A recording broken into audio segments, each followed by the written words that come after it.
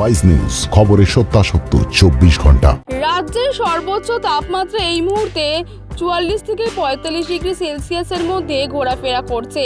মঙ্গলবার রাজ্যের সর্বোচ্চ তাপমাত্রা ছিল 44.3 ডিগ্রি সেলসিয়াস, যা ছিল পুরুলিয়ায়।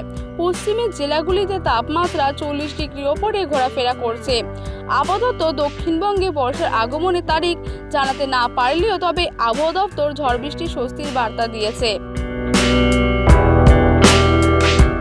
আবহাওয়া দপ্তর জানিয়েছে, বিহারের ওপরে একটি ঘূর্ণবাত রয়েছে।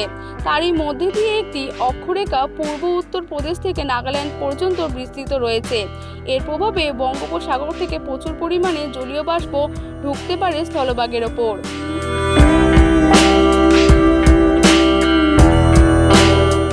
বুধবার জলপাইগুড়িতে, আলিপুরদুয়ার ও কোচবিহারে ভারী থেকে অতি ভারীর সঙ্গে কোনো জায়গায় অতি প্রবল বৃষ্টি হতে পারে, যে কারণে লাল সতর্কতা জারি করা হয়েছে।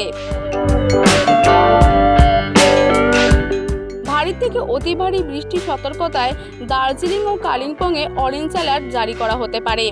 মালদা, উত্তর দিনাজপুর, দক্ষিণ দিনাজপুর এবং জলপাইগুড়িতে এই সময়ের মধ্যে 30 থেকে 40 কিমি বেগে দমকা হাওয়া বইতে পারে বলে জানা গেছে।